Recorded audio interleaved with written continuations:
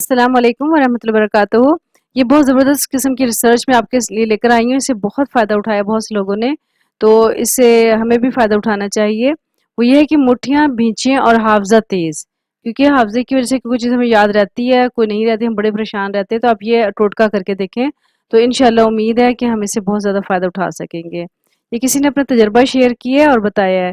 मोहतरम शेखुल वज़ाइफ़ अस्सलाम वालेकुम। मैंने एक मर्तबा एक मैगज़ीन में एक टोटका पढ़ा था कि जदीद तहकीक के मुताबिक कोई भी नई चीज़ सीखने से पहले 90 सेकंड तक दाएँ हाथ की मुट्ठी भींच कर रखें ये, तो वो बात हाफ़्ज़े में बआसानी महफ़ूज़ रहती है।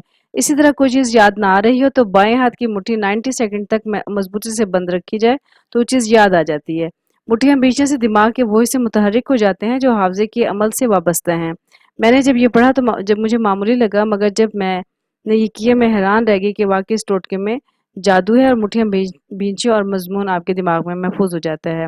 ये जिस बहन ने लिखा है वो उन्होंने अपना नाम तो नहीं बताया, लेकिन बहरहाल इसको बेशुमार लोगों ने आज़माया है और उसको इससे बहुत ज़्यादा फ़ायदा उठाया है। तो एक दफ़ा आप भी आज़मा कर इसको देख लें, तो उम्मीद है इंशाअल्लाह ताला इससे आप भरपूर फ़ायदा उठाएँगे। यानी अगर कुछ चीज़ याद करनी हो तो 90 सेकंड के लिए बाएँ हाथ की यानी राइट हैंड को आप बंद करके रखें, मुट्ठी बना के रखें तेज़ी से, यानी मज़बूती के साथ।